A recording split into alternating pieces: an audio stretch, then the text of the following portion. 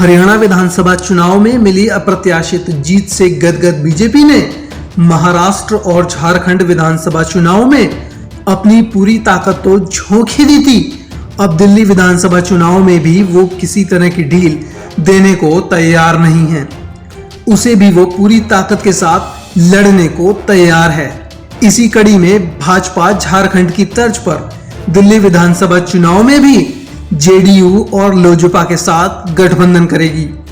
Party ने दोनों सहयोगी दलों को 3 से 5 सीटें देने का मन बनाया है। विधानसभा चुनाव की तैयारियों को धार देने के लिए इसी हफ्ते कोर ग्रुप के साथ चुनाव प्रबंध समिति और उम्मीदवार चयन समिति गठित करने की योजना है।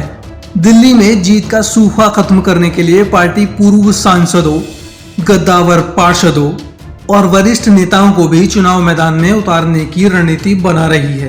कहा जा रहा है कि जेडीयू और लोजपा को बीजेपी संगम विहार, बुराड़ी, सीमापुरी सहित कुछ मुस्लिम बहुल सीटें दे सकती है।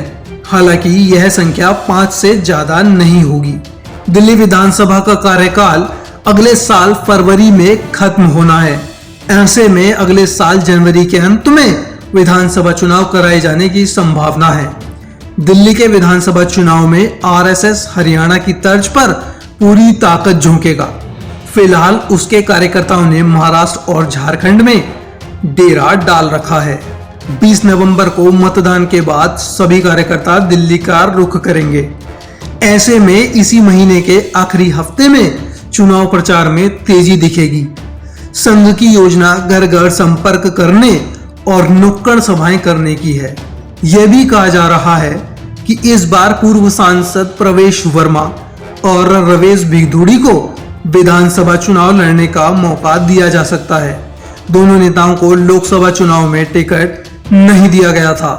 इसके अलावा कम से कम 8 गद्दावर पार्षद भी चुनाव लड़ सकते हैं। हालांकि मौजूदा विधायकों में से ज्यादातर को टिकट मिलने की संभावना नहीं है।